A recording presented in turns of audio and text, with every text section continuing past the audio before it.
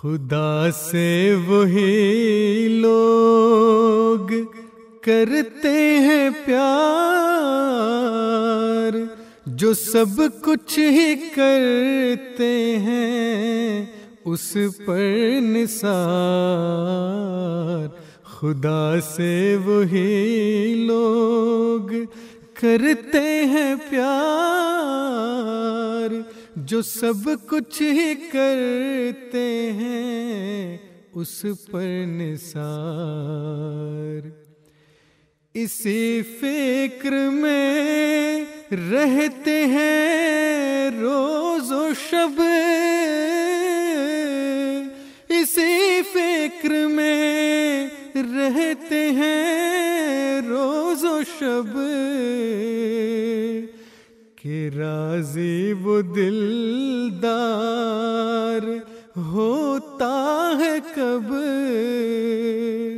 कि राज़ी वो दिलदार होता है कब। Asyhadu an la ilaha illallah wahdahu la syarikalah wa asyhadu anna Muhammadan abduhu wa rasuluh. Amma ba'du, fa'udzu billahi minasyaitonir rajim. Bismillahirrahmanirrahim. Pemirsa yang dirahmati Allah Subhanahu wa taala, Assalamualaikum warahmatullahi wabarakatuh. Pada kesempatan daras tafsir Al-Qur'an di episode ini, kita akan membahas tafsir dari surah Al-Kahfi ayat yang ke-78. Di dalam ayat ini Allah Subhanahu wa taala berfirman,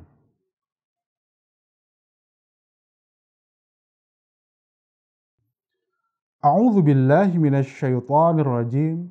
Fantalaqa hatta idza ataya ahla qaryah istat'ama ahlaha fa'abau ayyudayyifuhuma fawajada fiha jidaran yuridu ayyanqadda fa'aqamah qala law syi'ta lattakhadhta alaihi ajran.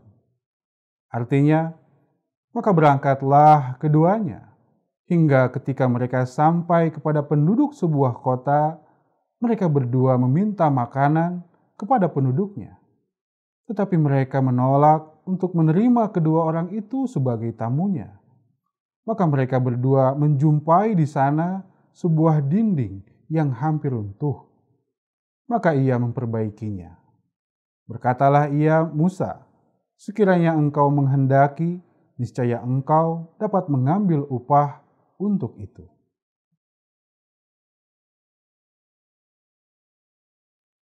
Pemirsa yang dirahmati Allah Subhanahu wa taala, penduduk kampung dalam ayat ini takbirnya adalah suatu bangsa atau suatu kaum.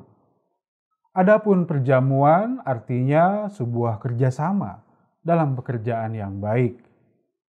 Peristiwa yang hamba Allah dan Nabi Musa alaihissalam yang meminta makanan, maka takbirnya adalah keduanya meminta agar ada kerjasama. Meski akhirnya permohonan mereka ditolak. Yang artinya umat tersebut tidak mau bekerja sama. Kemudian keduanya melihat sebuah dinding yang rusak.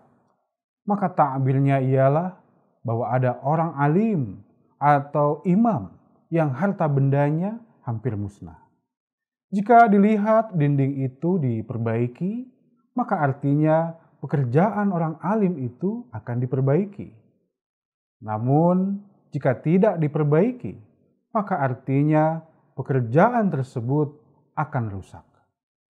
Dalam kitab Ta'bir Imam Ibnu Sirin ada tertulis, jika melihat sebuah dinding yang rusak, lalu diperbaiki, maka artinya penguasa di daerah tersebut akan diganti dengan penguasa yang lain. Hazrat Mirza Bashiruddin Mahmud Ahmad radhiyallahu ta'ala anhu bersabda, menurut pendapatku, yang dimaksud dengan orang kampung dalam kasyaf tersebut adalah kaum Yahudi dan kaum Masehi. Namun, kedua kaum tersebut menolak untuk bekerja sama. Adapun yang dimaksud dengan dinding adalah pemimpin rohani dari kaum Yahudi dan kaum Masehi. Sementara dinding yang hampir roboh mengandung arti bahwa pengaruh orang-orang suci dari kaum Yahudi dan kaum Masehi hampir hilang. Adapun Nabi Musa alaihissalam berkata bahwa mengapa tidak diterima upahnya. Hal ini memiliki maksud bahwa semangat perniagaan dalam pengikut Musawi akan sangat besar. Segala pekerjaan mereka diukur dengan keuntungan keduniawian. Akan amat sukar bagi mereka untuk bekerja hanya semata-mata karena Allah. Dan buktinya dapat kita lihat dari pengikut Musawi terakhir, yakni kaum Masehi.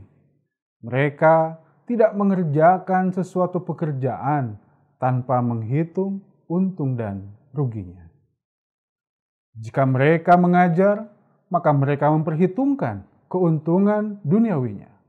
Bahkan simpati mereka pun berdasarkan untung dan rugi.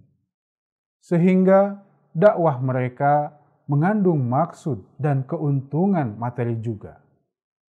Boleh dikatakan, bagi mereka bekerja untuk semata-mata karena Tuhan dan tiada tujuan duniawi, maka hampir dikatakan tidak ada pada kamus mereka. Pemirsa yang dirahmati Allah Subhanahu wa Ta'ala, kepada ahli kitab telah diminta untuk bekerja sama. Namun oleh mereka hal ini ditolak. Sebagai contohnya ialah ketika Nabi Musa alaihissalam menjanjikan kepada kaum beliau akan diberikan daerah Kanaan sesudah mereka selamat dan keluar dari Mesir. Dan beliau meminta kepada kaumnya agar bersiap-siap untuk berperang dengan kaum Amalik yang saat itu menduduki daerah Kanaan. Maka kaum Yahudi tidak mau bekerja sama dengan beliau. Dan mereka berkata, "Wahai Musa, kami tidak mau memasuki daerah yang dijanjikan itu selama musuh masih bercokol di dalamnya. Sebab itu, pergilah engkau dan Tuhan engkau untuk memerangi musuh tersebut. Kami hanya akan duduk-duduk menunggu di luar daerah ini saja." Dari kejadian ini dapat diketahui bahwa kaum Nabi Musa alaihissalam tidak mau bekerja sama dengan beliau. Padahal setengah dari perjanjian Allah Ta'ala akan dilaksanakan dengan perantaraan para hambanya. Dan kewajiban bagi manusialah untuk bekerja sama dengan para nabi demi kepentingan pelaksanaan janji Allah Ta'ala itu. Selain itu, mereka pun tidak mau bekerja sama dengan Rasulullah SAW. Dan hal ini termaktub dalam Al-Quran, surah Al-Imran ayat 65, yang artinya, "Wahai ahli kitab, marilah kita bekerja sama untuk menegakkan satu kalimah yang ada persamaannya antara kami dengan kamu. Yaitu kita tidak akan menyembah hanya kepada Allah Ta'ala saja.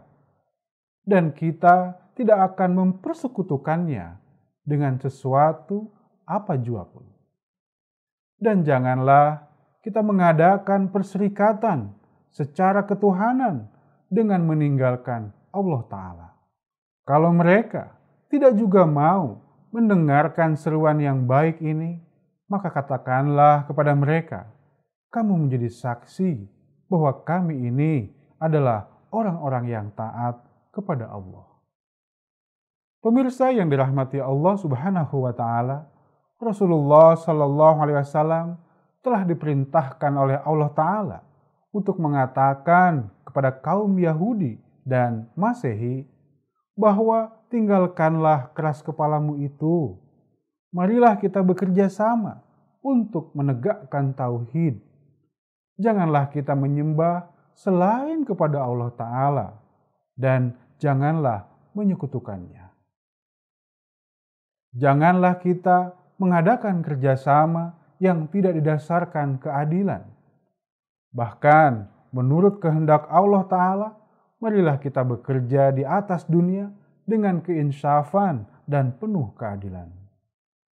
Kalau mereka tidak juga mau menerima ajakan yang amat baik ini dan tidak mau juga bekerja sama dalam gerakan yang istimewa ini, maka wahai kaum muslimin, kamu dengarkanlah seruan Rasul kami ini, pergilah. Kami yang akan bekerja sama dengan Rasul Allah.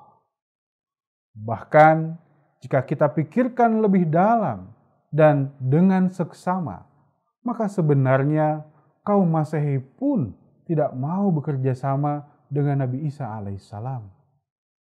Buktinya, ketika Nabi Isa alaihissalam hendak disalib, semua murid beliau lari meninggalkan beliau seorang diri. Pemirsa yang dirahmati Allah Subhanahu wa Ta'ala, demikianlah daras tafsir Al-Quran yang dapat saya sampaikan pada episode kali ini. Semoga dapat bermanfaat untuk kita sekalian. Amin. Wa akhiru da'wana alhamdulillahirabbil alamin. Wassalamualaikum warahmatullahi wabarakatuh. कि राजी वो दिलदार होता है कब, कि राजी वो दिलदार होता है कब. Assalamualaikum warahmatullahi wabarakatuh. Sobahul khair, saya ucapkan kepada semua pemirsa Ramadan dimanapun Anda berada. Bagaimana kabar Anda di puasa hari ke-16 ini? Mudah-mudahan kita masih memiliki semangat yang bergelora untuk terus mencintai, membuktikan kecintaan kita kepada Allah Subhanahu wa Ta'ala. Alhamdulillah, pagi ini kita masih bisa berkumpul bersama, masih dalam program Daras Ramadan, pada sesi menjawab pertanyaan seputar Ramadan dan juga pertanyaan keagamaan lainnya. Kita patut bersyukur kepada Allah Subhanahu wa Ta'ala karena program Daras Ramadan ini telah berjalan setengah bulan lebih dalam bulan Ramadan ini. Mudah-mudahan kita senantiasa tetap terus bisa melaksanakan program yang berberkat ini. Para pemirsa, sekarang di tengah-tengah kita telah ada 2 orang narasumber, yaitu dari para mubalik. Yang pertama ada Maulana Syihab Ahmad. Beliau adalah mubalik yang bertugas di Jemaat Jakarta Barat. Dan narasumber kita yang kedua yaitu Maulana Harpan Ahmad. Beliau bertugas di Jemaat Kebayoran. Alhamdulillah sampai hari ini kami telah menerima 80 lebih pertanyaan dari para Ahmadi dengan beraneka ragam jenis pertanyaan yang masuk kepada kami.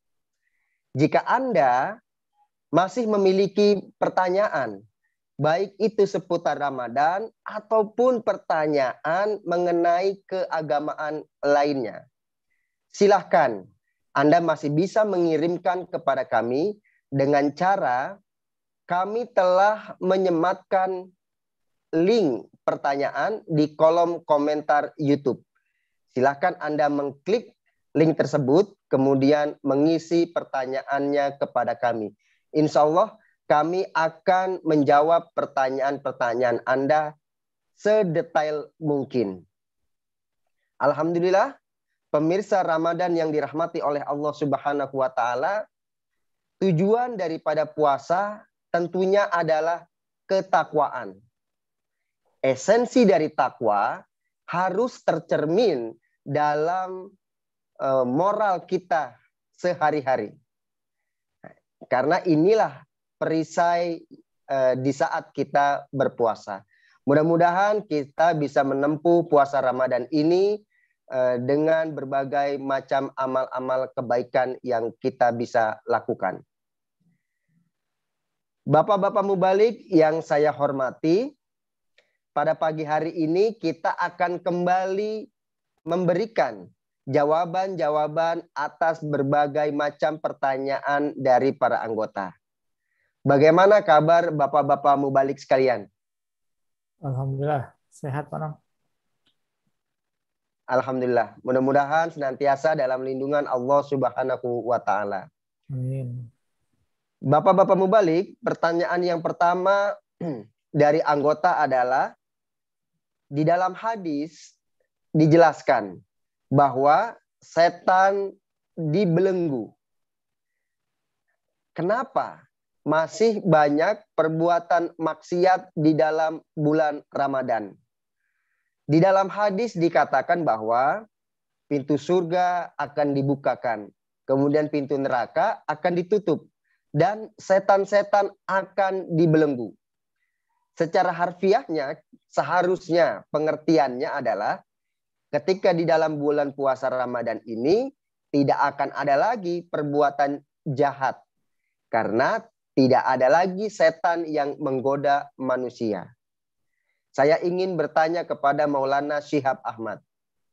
Namun Pak Mubalik, di tengah-tengah kita sedang berpuasa ini, kita melihat di sekeliling kita masih banyak orang yang misalnya terpancing emosinya karena sesuatu hal. Ada juga orang yang terang-terangan melakukan kejahatan. Terlebih lagi ketika menjelang perayaan Hari Idul Fitri nanti. Saya ingin bertanya, bagaimana Pak Mubalik sebenarnya pengertian tentang setan yang dibelenggu di bulan Ramadan ini? Silakan Pak Mubalik. Ya, semula Pak Anom. Nah, mengenai hadis yang terdapat salah satunya di kitab Bukhari ini ya, di mana Rasulullah SAW bersabda, "Iza dakhala Ramadan futihat abwabul jannah wa ghuliqat abwabul jahannam wa sulsilat asyayatin." Ya. Jadi ketika bulan Ramadan itu tiba, maka pintu-pintu surga akan dibuka, pintu-pintu neraka kemudian ditutup, dan setan-setan akan dibelenggu gitu ya. Nah, secara logika, seperti kata Pak Anom, kalau memang setan-setan ini akan dibelenggu, harusnya seluruh umat manusia akan baik semua gitu kan. Jadi artinya sudah tidak ada hukuman yang Allah Ta'ala berikan di bulan Ramadan ini ya. Logikanya sih seperti itu kan, kalau orang menganggap memang itu secara harfiah hadis yang disampaikan oleh Rasulullah Shallallahu Alaihi Wasallam ini. Nah, tapi kalau kita bahas lagi, dan Huzur pun pernah menyampaikan mengenai hal ini ya di dalam khutbah beliau ya, bahwasanya ya puasa ini kan menjadi tameng ya, tameng bagi kita dari serangan-serangan setan ya. Tetapi ini adalah bagi orang-orang yang memahami hakikat puasa dan ia bertakwa kepada Allah Subhanahu wa taala ya, sesuai dengan tujuan dari puasa itu sendiri, la'alakum tattaqun. Artinya di dalam menjalankan ibadah puasa ya,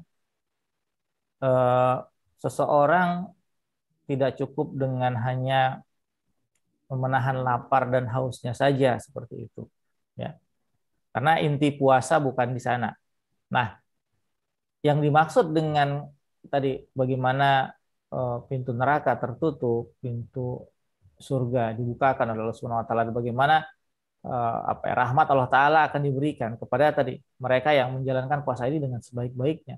Jadi ada persyaratan di sana, yaitu hadis ini berlaku bagi mereka yang melaksanakan puasanya dengan baik, dengan benar, seperti itu ya. Jadi, tapi kalau mereka tidak berpuasa di bulan Ramadan ini karena disengaja misalnya ya, artinya ya setan di dalam dirinya itu tetap ada. Nah, jadi yang dibelenggu ini adalah setan yang ada di dalam diri kita gitu ya, neraka yang ada di dalam diri kita. Jadi dengan kita berpuasa ya, karena kepekaan kita terhadap Allah Subhanahu wa taala itu semakin tinggi ya, kepekaan kita dalam beribadah itu semakin kuat ya. Nah, kita bisa melihat bagaimana hati kecil kita akan membisikkan kepada kita mana yang benar, mana yang salah, lebih terasa, lebih tajam gitu pada saat berpuasa di bulan Ramadan. Nah, jika kita menjalankan dengan sebaik-baiknya dengan harapan mendapatkan ridho dari Allah Subhanahu wa taala, kemudian kita menjalankan dalam puasa itu ya ibadah-ibadah yang seperti dijalankan oleh Rasulullah Shallallahu alaihi wasallam ya.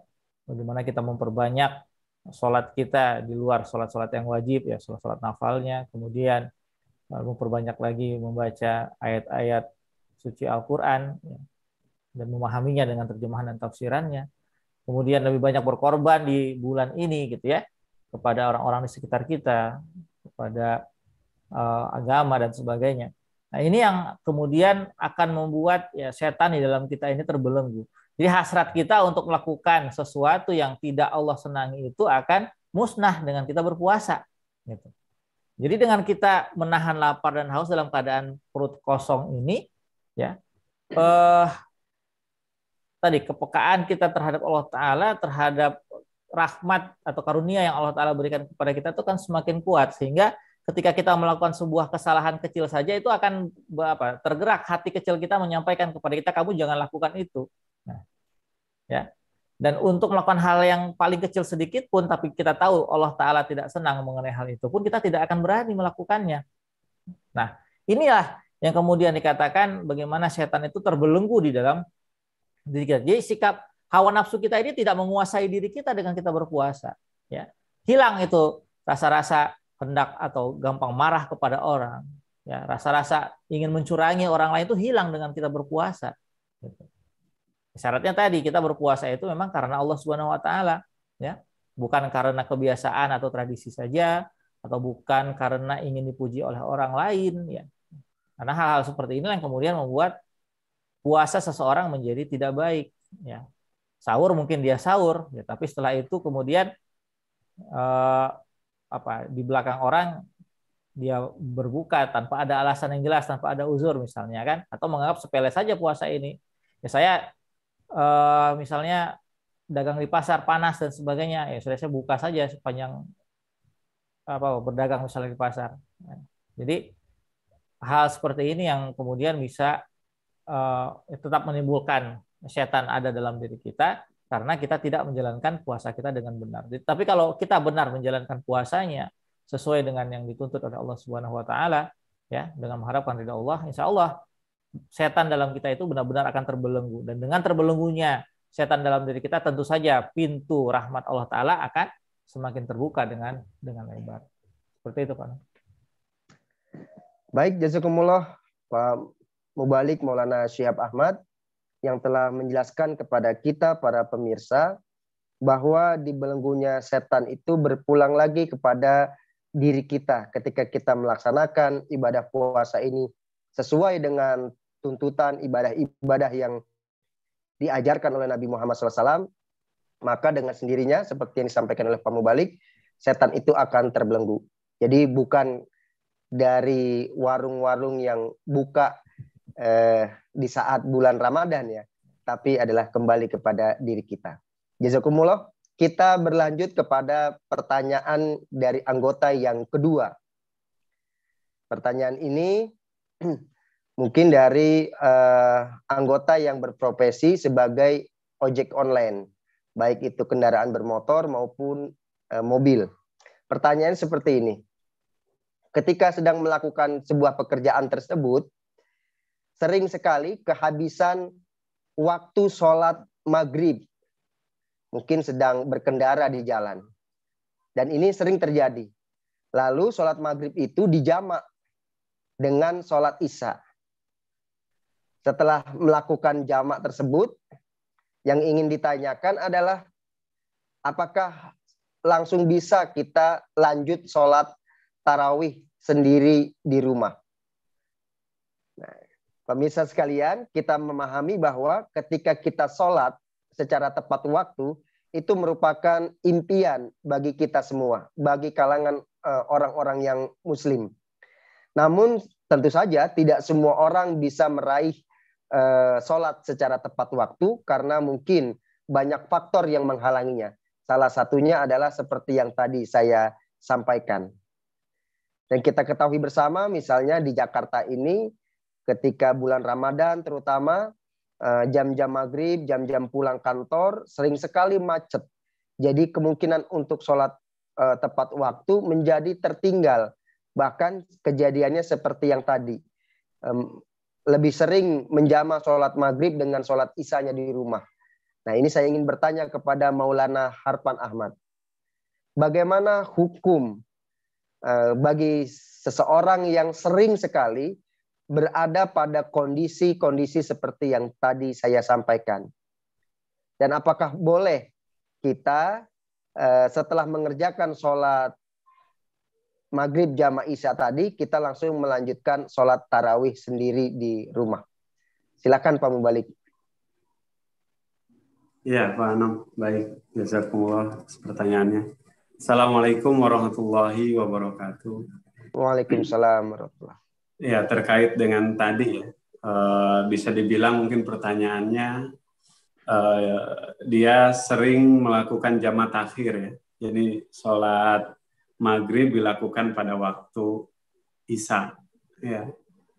Ya, adanya aturan atau ketentuan jama' takhir ya tentu untuk mengakomodir uzur-uzur yang tadi ya, kebutuhan-kebutuhan seperti tadi. Di mana ketika kita karena suatu hal tidak bisa melaksanakan sholat tepat pada waktunya, maka syariat memberikan keringanan dengan jama' takhir.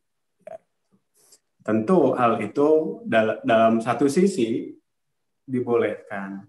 Ya, akan tetapi juga jika ditanya bagaimana kondisi orang yang selalu mengerjakan hal seperti itu, nah tentu ini patut juga menjadi suatu perhatian.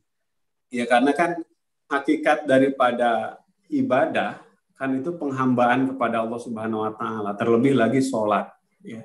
Dan dalam penghambaan itu hal yang paling esensial yang harus ditunjukkan oleh seorang hamba adalah apa? Pengorbanan. Ya, bagaimana mungkin seseorang kemudian bisa mendapatkan kedudukan yang spesial di pandangan Allah Subhanahu wa taala ketika apa yang dia korbankan hanyalah merupakan suatu hal yang sisa. Misalkan tadi sisa waktu kerja dia baru bisa melaksanakan sholat ya gitu. Oleh karena itu maka penting unsur pengorbanan ini untuk kemudian menjadikan ibadah kita itu memiliki kualitas yang baik dalam pandangan Allah Subhanahu wa taala. Karena apa? Karena Rasulullah Shallallahu alaihi wasallam juga kan bersabda, ya, afdhalul amal ya sholatu liwaqtiha. Jadi di antara ya amalan-amalan yang terbaik adalah mengerjakan sholat tepat pada waktunya. Oleh karena itu, ini penting menjadi perhatian. Dan hal ini tentu bisa disiasati, misalkan, ya, bapak-bapak kita yang berprofesi sebagai ojol ini ya, mungkin jika kita sedang menunggu order, ya, kita melihat waktu tinggal setengah jam lagi menuju azan, ya, maka alangkah baiknya jika aplikasinya dimatikan dulu, kita nunggu azan di masjid. Hal ini akan sangat sekali memberikan manfaat. Ya, paling tidaklah dalam hal kerohanian ada dua hal yang akan dia dapat. Pertama, ya, dalam hadis di antara keutamaan atau di antara waktu-waktu pengabulan doa, ya, Rasulullah SAW bersabda adalah dalam waktu seseorang menunggu sholat. Kemudian ya selain itu juga dengan seperti itu dia bisa ya tadi memberikan suatu ibadah yang kualitasnya terbaik karena mengerjakan sholat tepat pada waktunya. Nah setelah waktu sholat itu selesai maka bisa diaktifkan lagi aplikasinya kan gitu supaya dia bisa lagi menjalankan pekerjaannya dengan baik dengan tenang. Jadi demikian mungkin pertama ya ingin saya respon tadi terkait dengan orang yang selalu berada dalam kondisi seperti itu. Kemudian apakah ketika dia setelah melaksanakan sholat di jama ya, antara maghrib dan juga isya, dia boleh melaksanakan sholat tarawih ya secara mandiri? Ya jawabannya jika dia kehendaki maka dia bisa melaksanakan sholat tarawih secara mandiri di rumah. Karena sholat tarawih ini hukumnya adalah nafal. Dan dalam nafal, ya sebetulnya kalau dalam penjelasan dalam fikih Ahmadiyah itu tidak ada waktu ya yang membatasi itu, ya kecuali waktu-waktu terlarang untuk sholat. Nah, karena sunnah tarawih itu adalah dalam prakteknya ya kita dapati contohnya itu mulai setelah sholat isya, maka ya orang bisa melaksanakan waktu dengan niat sholat tarawih di waktu-waktu itu. Ya kalaupun kemudian karena kecapean dan lain sebagainya, maka dia bisa meninggalkan sholat tarawih itu kemudian melaksanakan sholat malam di akhir malam atau sholat tahajud, ya mengganti dengan sholat tahajud, dan itu lebih utama melaksanakan sholat tahajud. Itu mungkin Pak Anom. Baik, jazakumullah Pak Maulana Harpan Ahmad yang telah menjelaskan kepada kita para pemirsa dari nasihat-nasihat yang beliau sampaikan. Memang alangkah baiknya jika kita bisa mensiasati sehingga kita tidak berlarut dalam keadaan yang seperti itu. Keadaan yang selalu menjamak sholat maghrib dengan sholat isya. Karena kalau misalnya dari penjelasan Pak Mubalik, ya kita harus bisa meluangkan waktu untuk bisa mengukur sehingga kita bisa sholat tepat waktunya. Jika Allah Subhanahu wa Ta'ala sudah menghendaki, maka insya Allah rezeki mah tidak akan kemana. Baik para mubalik dan juga para pemirsa di rumah, kita telah menjawab 2 pertanyaan dari para anggota. Sekarang kita akan mendialogkan satu tema lagi pada pagi hari ini berkaitan dengan tahajud.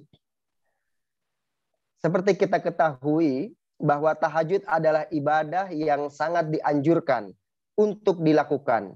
Bahkan dianjurkan untuk dilakukan secara dawam setiap hari. Walaupun kita ketahui hukumnya bukanlah fardu. Saya ingin bertanya kepada Maulana Syihab Ahmad. Dalam melakukan sholat tahajud, apakah Nabi Muhammad SAW dan para sahabatnya hanya melakukan satu cara dalam sholat tahajud? Yaitu misalnya syaratnya adalah harus tidur terlebih dahulu sebelum kita melakukan sholat tahajud. Apakah Nabi Muhammad SAW pernah melakukan sholat tahajud sebelum tidur? Atau mungkin juga dari para sahabat. Bagaimana Pak Mubalik menjelaskan hal ini? Dipersilahkan Pak. Ya. Alhamdulillah Pak Anom. Mengenai perintah tahajud sendiri ini kan kita temukan dalam surah Al-Isra ya, Bani Israel ayat 80. Allah SWT berfirman, "Wa minal laili fatahajjad bihi nafilatal lak." Jadi pada sebagian malam, wa minal laili disebutkan sini ya, sebagian malam maka sembahyang tahajudlah kamu ya sebagai suatu ibadah tambahan bagimu di sini. Firman Allah Subhanahu wa taala. Nah, oleh Syekh Dr. Muhammad Sulaiman Al-Ashqar ini beliau menafsirkan ya, dalam penjelasannya itu sholat tahajud ini adalah sholat yang dilaksanakan pada malam hari setelah bangun tidur ya menurut beliau. Nah kemudian kalau kita merujuk lagi di kitab Al-Mawsu'ah Al-Fiqhiyah oleh Abu Bakar Ibnul Arabi, beliau mengatakan ada 3 pendapat ini ya, mengenai tahajud ini. Yang pertama adalah mereka yang tidur kemudian sholat lalu tidur lagi dan sholat lagi ya. Jadi tidur dulu ya sholat kemudian dia tidur lagi, nah baru sholat lagi untuk bangun lagi untuk sholat subuh seperti itu. Nah, ada juga yang kedua adalah sholat setelah tidur. Jadi tidur dulu baru setelah bangun kemudian dia sholat tahajud. Dan yang ketiga pengertiannya sholat setelah isya ya, tidak tentukan waktunya kapan. Yang penting setelah sholat isya saja. Nah, disebutkan bahwasanya dalam ini yang paling kuat adalah pendapat yang kedua yaitu sholat setelah tidur ya. Dan memang melihat dari kebiasaan dari Rasulullah SAW adalah beliau selalu melaksanakan sholat ini setelah bangun tidur. Jadi tidur dahulu, bangun kemudian melaksanakan sholat tahajud. Nah, kalau kita baca juga di alislam.org, di sana di frequently asked question-nya juga dijelaskan ya mengenai hal ini, bahwasanya kata tahajud ini kan berasal dari kata hajada ya. Hajada dan tahajjada ini artinya sama ya. Ya, yang pertama itu adalah mereka yang tidur pada malam hari ya, atau pada bagian lain di malam harinya ya, atau dia mereka yang bangun setelah tidur untuk berdoa ya, atau untuk satu tujuan tertentu. Nah, ini dari lain dan akrab ini ya. Kemudian bisa juga berarti tahajud ini adalah menghilangkan kabur atau kabur dari tidur kita ya, dan berusaha berdiri untuk melaksanakan sholat. Nah, artinya ada perjuangan di sana. Kata juhud sendiri itu artinya berjuang ya, berjuang untuk bangun dari tidur kita. Nah, ini yang kemudian menjadikan tahajud itu istimewa ya. Jadi kalau kita dengan sengaja tidak tidur untuk melaksanakan tahajud ya, itu tidak disarankan seperti itu. Dan di salah satu tanya jawab bersama dengan Khalifatul Masih Ar-Rabi ya, rahimahullah alaihi, beliau menyampaikan bahwasanya yang membedakan waktu antara tahajud dan isya itu adalah tidur ya gitu. Jadi antara satu hari dengan satu hari berikutnya adalah pada saat kita tidur itu. Nah, setelah kita bangun, nah itu adalah waktunya untuk yang melaksanakan sholat tahajud, walaupun hanya sebentar ya, disunahkan untuk tidur terlebih dahulu. Tapi memang kalau suatu hal ya kita tidak bisa tidur, ya misalnya kita jaga malam ini, ya kan, benar-benar tidak bisa tidur, maka ya diperkenankan kita untuk melaksanakan sholat nafal sebanyak 2 rakaat di situ. Nah, seperti itu Pak Nom. Jadi diusahakanlah kalau memang untuk melaksanakan sholat tahajud adalah tidur terlebih dahulu ya, supaya bisa membedakan itu antara waktu sholat isya dengan tahajud tadi. Seperti itu Pak Nom. Baik, jazakumullah kepada Maulana Syihab Ahmad yang telah menjelaskan kepada kita para pemirsa bahwa ya diizinkan bagi kita untuk sholat tahajud tanpa tidur terlebih dahulu. Namun seperti yang disampaikan oleh Pak Mubalik, hal ini tidak boleh jika disengaja atau menjadi sebuah kebiasaan. Akhirnya dia tidak mau sholat tahajud setelah bangun tidur di tengah malam. Karena tadi poinnya adalah jahada. Harus ada usaha yang sungguh-sungguh di saat terlelap tidur, kemudian kita bersungguh-sungguh untuk bangun dengan niat melakukan sholat tahajud. Nah, mudah-mudahan para pemirsa sekalian bisa memilah kedua hal ini dengan baik untuk kita praktekkan dalam sholat-sholat tahajud kita. Baik, kita beranjak mendiskusikan soal yang kedua berkaitan dengan tahajud ini. Seperti yang kita ketahui, bagi sebagian orang, sholat tahajud itu bukan pekerjaan yang mudah dilakukan. Terutama bagi para pemuda-pemudi ya, yang masih memiliki kebiasaan mungkin masa-masa nongkrong bersama dengan temannya di luar rumah hingga larut malam, bergadang, nonton bola, dan sebagainya. Tentu kualitas seseorang yang kurang tidur akan mempersulit dirinya untuk bangun sholat tahajud ya, di tengah malam. Saya ingin bertanya kepada Maulana Harpan Ahmad. Pak Mubalik, tolong berikan kepada kami tips-tips yang bisa kami lakukan agar kami ini dapat melakukan sholat tahajud ya setiap malam. Nah, motivasi-motivasi seperti apa yang bisa Bapak berikan kepada kami? Persilahkan Pak. Ya, baik Pak Nom. Ini satu hal yang menarik ya. Menariknya karena apa? Karena ada satu kontradiksi lah daripada tata cara ya dan juga kebiasaan atau sunnah dari Rasulullah Shallallahu Alaihi Wasallam gitu kan. Jadi di satu sisi ingin bisa menegakkan tadi ya, ibadah sholat tahajud, tapi di satu sisi hal-hal yang bertentangan atau hal-hal yang bisa menjadi kendala untuk bisa melaksanakan sholat tahajud masih dilakukan. Ini kan suatu hal yang gimana ya, agak susah ya untuk dijelaskan ya. Tapi paling tidak seperti ini, Pak Anung,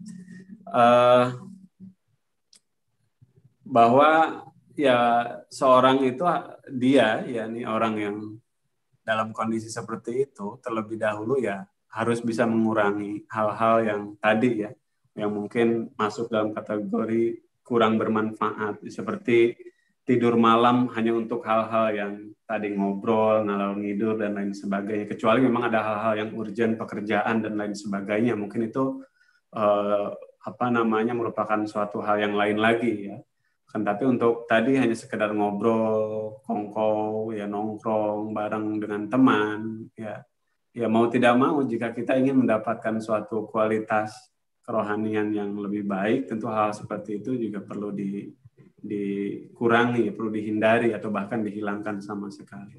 Nah, terkait dengan bagaimana kemudian tips supaya kita bisa bangun melaksanakan sholat tahajud ya di tengah kondisi atau kesibukan yang beragam, maka Hazrat Khalifatul Masih Sani radhiyallahu ta'alaan dalam buku Zikir Ilahi yang menjabarkan kepada kita tuh banyak sekali langkah-langkah yang dapat diambil untuk bisa bangun sholat tahajud. Ya, paling tidak beliau ada menjelaskan 14 langkah, 14 cara yang bisa ditempuh oleh kita.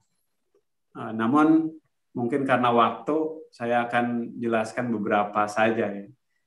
Yang pertama beliau menjelaskan walaupun ini tidak beliau sarankan ya, tapi bisa lah untuk memulai ya, kita membiasakan diri kita untuk melaksanakan sholat tahajud, yaitu apa? Dengan men-set jam alarm ya. Walaupun beliau tadi saya katakan tidak menyarankan ini dalam artian bahwa tidak menghimbau untuk melakukan seperti itu, karena dampak buruk daripada men-set jam alarm itu kata beliau adalah jadi orang terbangun itu bukan fokus untuk ibadah, kan tapi karena dibangunkan oleh berisik dari bunyi yang berisik dari alarm jam itu ya.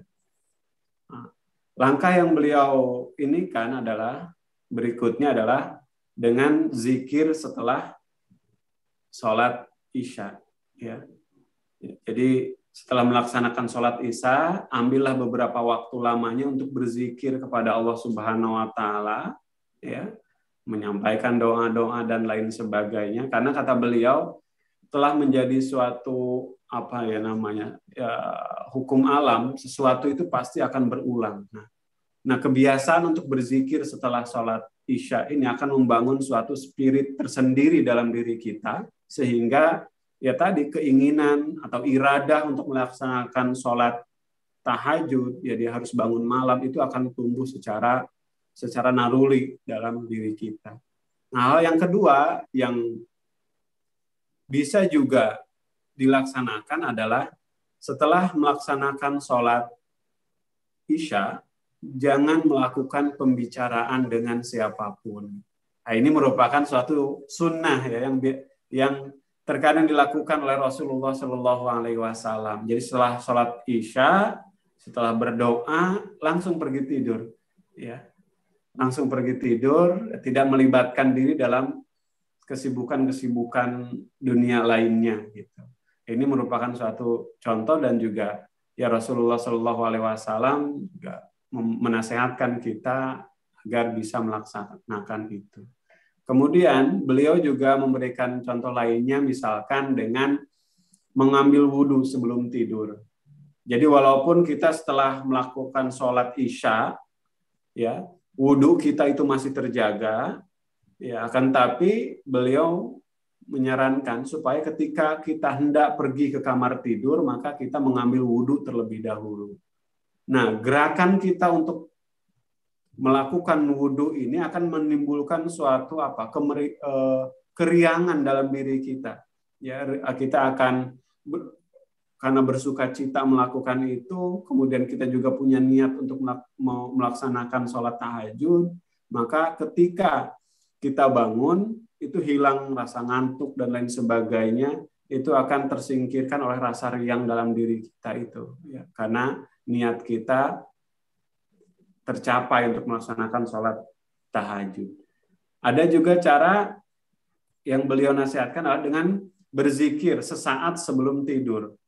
Jadi ketika kita sudah berbaring di atas tempat tidur, ya biasakanlah sebagaimana juga Rasulullah Shallallahu Alaihi Wasallam contohkan kepada kita. Beliau biasa membaca misalkan ayat kursi atau membaca Qul huwallah, Qul a'udzu birabbil falaq, Qul a'udzu birabbin nas. Kemudian beliau tiupkan ke dalam tubuh beliau ya yang terjangkau. Maka insya Allah ya dengan kesadaran seperti itu ya kita akan terbangun untuk melaksanakan sholat tahajud.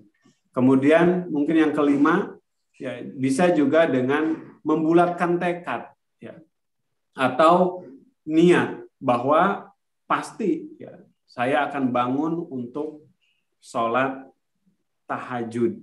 Ya, ini harus ada niat ya. Niat yang kuat ya insya Allah akan menggerakkan tubuh kita ya.